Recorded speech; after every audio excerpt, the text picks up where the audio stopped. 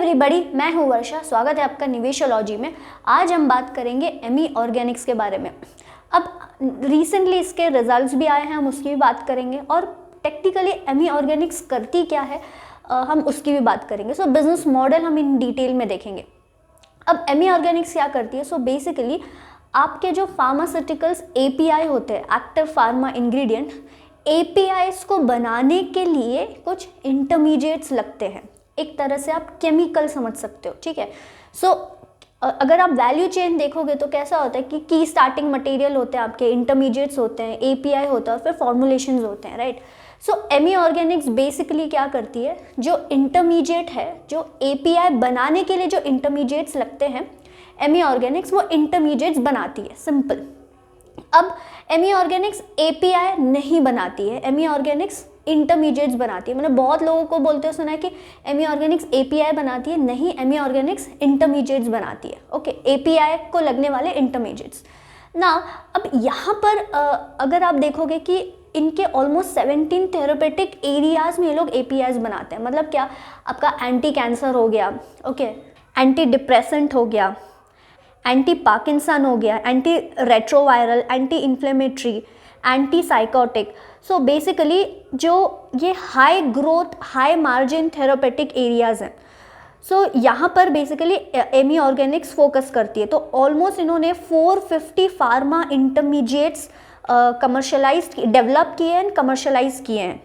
इनके इंटरमीडिएट्स की ग्रोथ और इन सब में हम आगे जाएंगे, लेकिन सबसे यहाँ पर इम्पॉर्टेंट चीज़ ये हो जाती है कि यहाँ पर इनके पास एक तरह से फर्स्ट मूवर एडवांटेज है। तो आप इनके जितने भी प्रोडक्ट्स देखोगे, ऑलमोस्ट इनके प्रोडक्ट्स में ये लोग 50 to 60% मार्केट शेयर लेके बैठे हैं।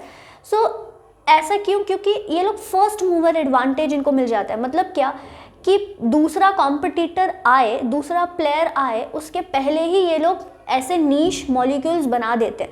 सो इसको समझते हैं कि जैसे अगर कोई एपीआई क्लिनिकल ट्रायल्स चल रहे हैं, ठीक है, वहाँ पे जो एपीआई यूज़ हो रहा है, सो ऐसे केस में उस एपीआई के लिए कौन सा इंटरमीडिएट लगेगा, ये वो उस जब एपीआई क्लिनिकल ट्रायल्स में है, ये तभी वो इंटरमीडिएट बना देते हैं।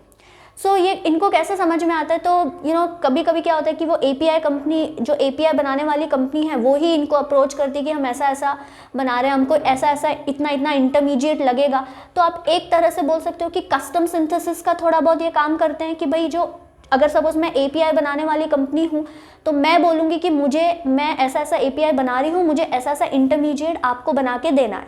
सो एक तरह से कस्टम सिंथेसिस काइंड ऑफ हो गया कि एमी ऑर्गेनिक्स मेरे लिए वो इंटरमीडिएट बनाएगी।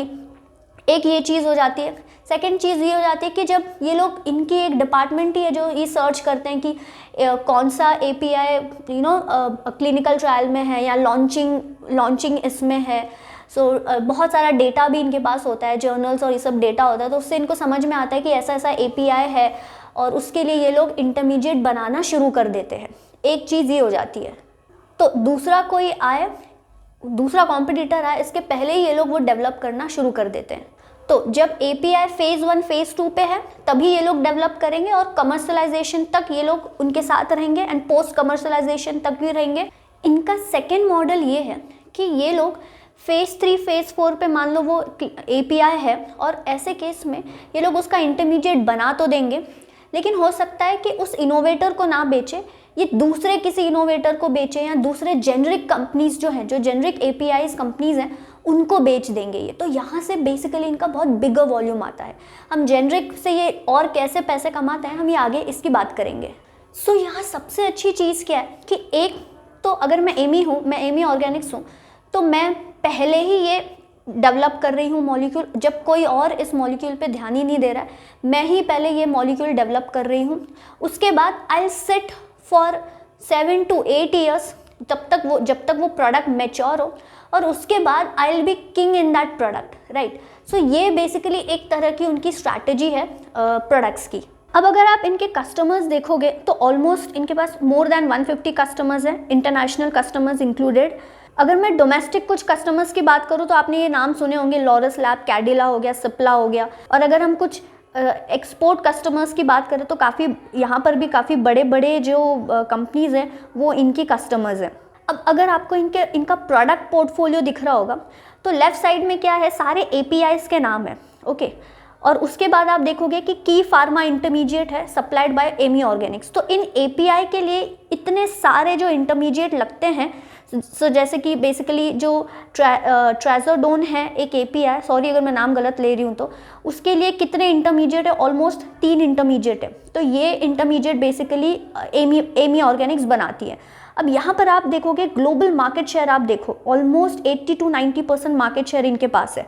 फिर जो अगेन नेक्स्ट इंटरमीडिएट है, उधर भी आप देखोगे अगेन लीडर है Ami Organics with almost 70 to 75% market share. तो आप एक बार अगर इन सब पे, मैं सारे नाम नहीं लूँगी, अगर इन सब पे आप नज़र लगा दो तो हर इसमें ऑलमोस्ट 80% मार्केट शेयर, या फिर सप्लायर टू ओरिजिनेटर को ये डायरेक्ट सप्लाई करते हैं, या फिर आप देखोगे कि 50 to 60% मार्केट शेयर इनका है। तो हर इसमें आप देखोगे मिनिमम 40-50% मार्केट शेयर तो इनका है ही। अब सबसे इम्पॉर्टेंट चीज़ ये हो जाती है कि आगे क्या, तो आपको यहाँ पर दिख रहा होगा कि इनके जो फार्मा इंटरमीडिएट है उनकी साइज़ भी आपको दिख रही होगी, कुछ प्रोडक्ट्स भी दिख रहा होगा। तो जो ब्लू बार वाले प्रोडक्ट है आप देख लो, जो एक अमीनो एसिटिल्हाइड वाला प्रोडक्ट है उसकी CAGR ग्रोथ आप देखिए ऑलमोस्ट 27% है। तो आप जो फर्स्ट जो ब्लू बार वाले प्रोडक्ट्स है, अभी ये मेजर कंट्रीब्यूटर है एमी के, ओके। फिर जो ग्रीन बार वाले प्रोडक्ट्स है, यहाँ से भी इनको पैसा आता है और अभी यहाँ से इनको पैसा आना बढ़ेगा, हम इसकी बात करेंगे। और जो तीसरा है ग्रे बार वाले जो प्रोडक्ट्स है, ये फ्यूचर के प्रोडक्ट्स हैं, ओके। तो अब आप देखिए जो टॉप रो वाले हैं, जो एग्जिस्टिंग प्रोडक्ट्स है, ये बहुत ही बड़ी क्वांटिटी में जा रहे हैं, ओके। और जो सेकेंड रो वाले हैं वो कमर्शलाइज प्रोडक्ट है, अच्छी क्वांटिटी में जा रहे हैं, लेकिन क्योंकि अभी ये जो सेकेंड वाले प्रोडक्ट की इनकी जो एंड मॉलिक्यूल की पेटेंट एक्सपायरी है वो अभी 1-2 साल में एक्सपेक्टेड है।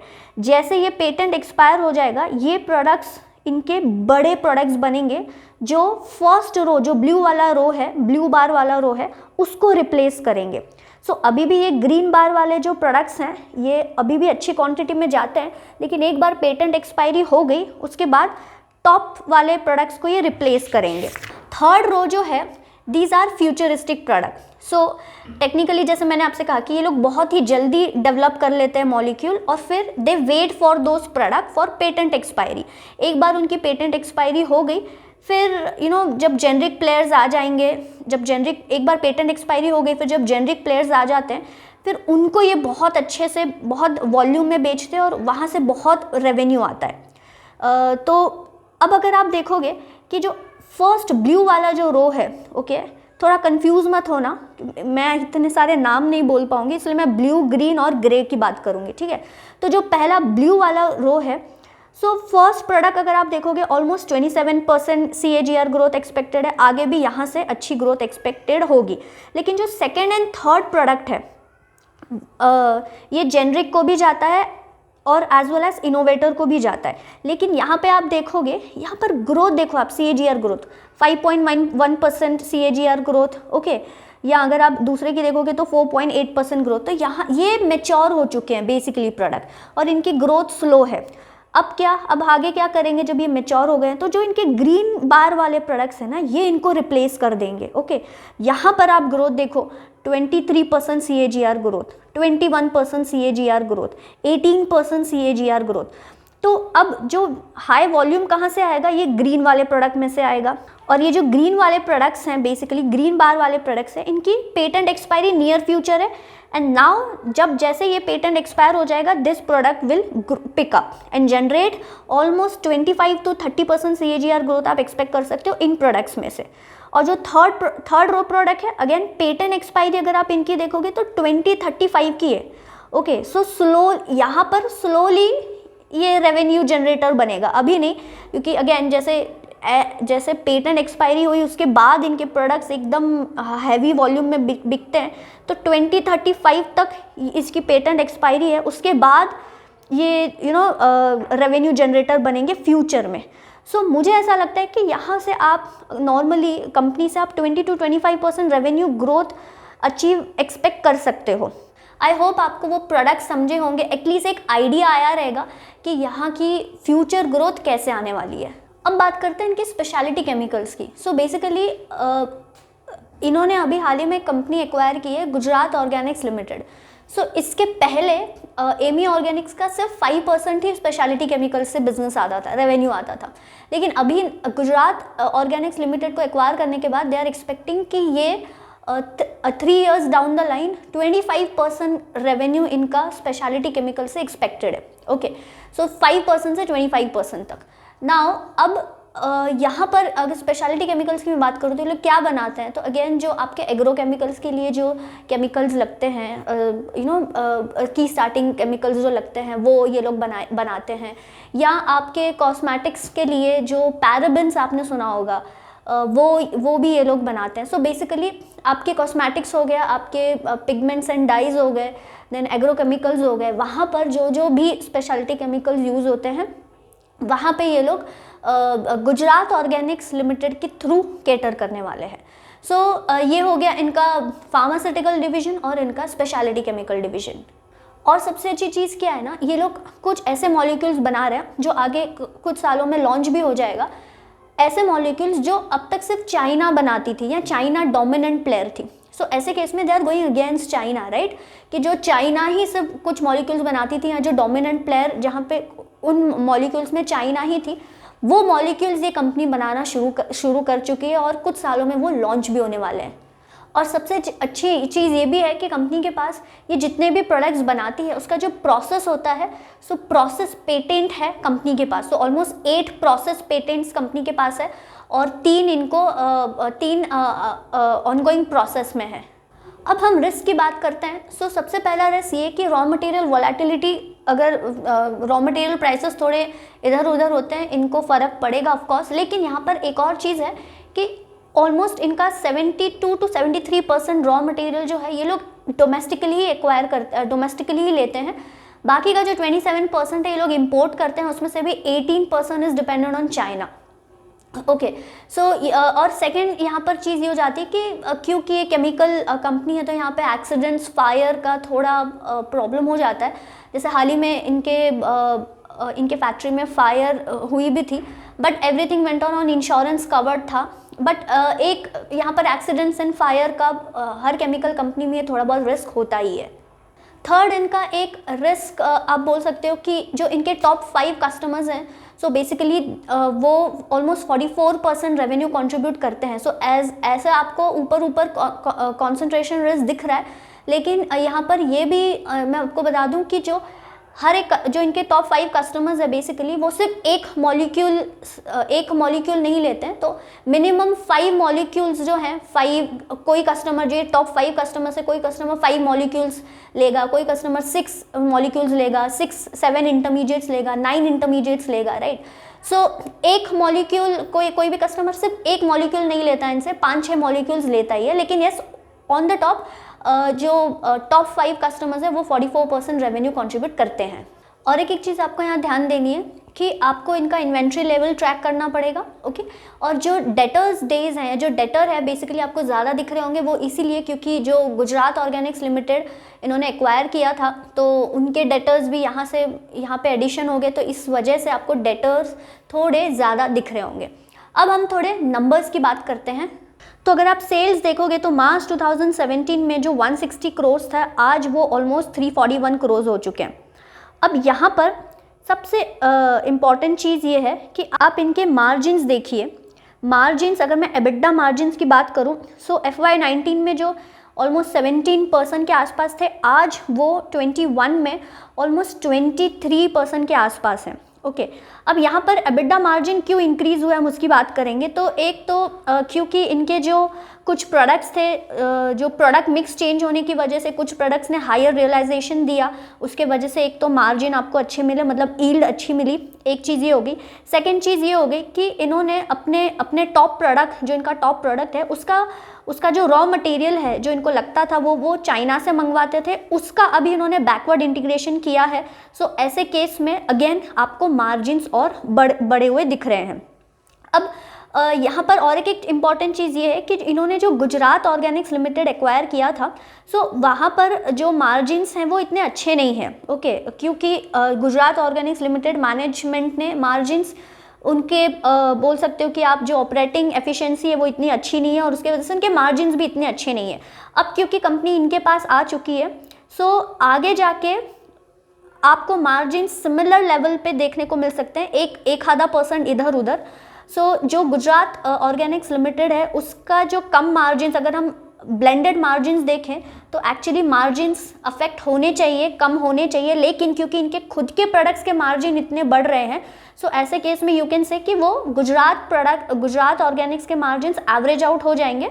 सो you can see this kind of margins sustainable. So एक आधा % इधर उधर हो सकता है, but over the long term ऐसे मार्जिन्स आप सस्टेनेबल, आपको ऐसे मार्जिन्स देखने को मिल सकते हैं या थोड़े बहुत इंक्रीज भी होंगे। एक ये इंपॉर्टेंट चीज़ हो गई, ध्यान रखिए मार्जिन्स क्यों बढ़े। ओके, अब अगर आप इनके ROE नंबर्स देखोगे तो अगेन अच्छे नंबर्स हैं।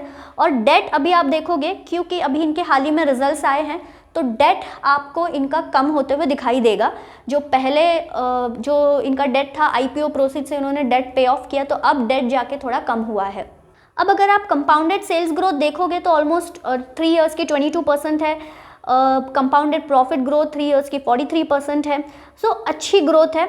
अगर मैं क्वार्टरली नंबर्स की बात करूँ तो अभी जो नंबर्स आए थे इनके, सो ऑलमोस्ट अगर आप मार्जिन देखोगे, ऑपरेटिंग प्रॉफिट मार्जिन तो 22% के आसपास है। देन सेल्स में, प्रॉफिट में भी ठीक ठाक ग्रोथ हुई है। अब यहाँ पे ओवरऑल हमने कंपनी देखा, ओवरऑल कंपनी के प्रोडक्ट्स देखें, अच्छे हैं।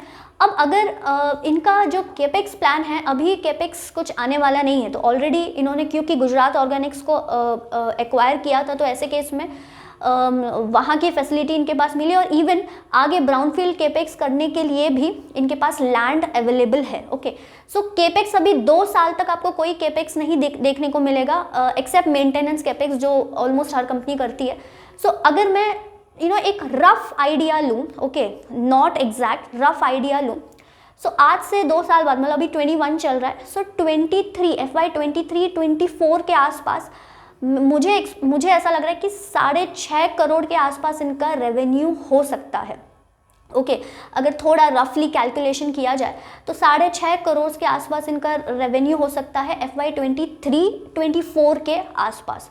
सो अगर आप ऐसे देखोगे तो ओवरऑल यू कैन एक्सपेक्ट कि 25% प्लस ग्रोथ आप एक्सपेक्ट कर सकते हो रेवेन्यू में और प्रॉफिट में। So overall this is a good company, अच्छे ग्रोथ पाथ पे भी है। एंड जैसे मैंने कहा, एक FY 23-24 का एक अंदाज में आपको नंबर भी बताया कि मुझे ऐसा लगता है कि 600 करोड़ के आसपास, 650 करोड़ के आसपास इनका रेवेन्यू जाना चाहिए FY 23-24 तक। अब अगर मैं वैल्यूएशन की बात करूं, सो अभी नंबर्स आए हैं, क्वार्टरली नंबर्स आए हैं, नंबर्स ठीक ठाक हैं, अच्छे नंबर्स हैं। सो हो सकता है कि मंडे को मार्केट इसको पॉजिटिवली ले, but you never know, market आजकल कैसे भी बिहेव कर रहा है, सो यू डोंट नो इसको पॉजिटिवली लेगा कि नहीं लेगा, लेकिन ऐसा लगता है कि पॉजिटिवली लेगा। ओके, लेकिन अगर मैं ओवरऑल वैल्यूएशन की बात करूँ तो मुझे ये थोड़ी महंगी लगती है, लेकिन अगर यही वैल्यूएशन को सस्टेन करना है, अगर 80 का PE की मैं बात करूं, अगर इसी वैल्यूएशन को सस्टेन करना है, सो ऐसे केस में company has to show higher earnings. Okay, अभी तक तो अर्निंग्स अच्छी दिख रही हैं, ओके, क्वार्टरली भी अर्निंग्स अच्छी है, आगे भी कंपनी को ऐसे ही अर्निंग्स दिखानी पड़ेगी, 20-25% के आसपास अर्निंग्स दिखानी पड़ेगी टू जस्टिफाई दिस वैल्यूएशन। और अगर आपको ये कंपनी खरीदनी है तो आप इसको एज अ लॉन्ग टर्म ही देखिएगा, शॉर्ट टर्म बिल्कुल नहीं। सो अगेन, जैसे मैंने कहा कि वैल्यूएशन थोड़े हायर साइड पे है, सो अगर आपको इस कंपनी में इन्वेस्ट करना है तो आप अभी एंटर होके फिर आप जैसे ही आपको डिप्स दिखे तो आप डिप्स पे और उसको एक्यूमुलेट कर सकते हो, या अगर आपको थोड़ा इसको वॉच पे रखना है तो आप एनी टाइम कभी भी डिप्स पे एक्यूमुलेट कर सकते हो। सो ये एक छोटा सा वीडियो था एमी ऑर्गेनिक्स पे। उम्मीद करती हूँ आपको ये वीडियो अच्छा लगा होगा। अगर हाँ तो प्लीज़ इस चैनल को सब्सक्राइब कीजिएगा, वीडियो को लाइक और शेयर ज़रूर कीजिएगा। हम मिलेंगे नेक्स्ट वीडियो में, तब तक के लिए अपना ख्याल रखिए। जय हिंद एंड नमस्ते।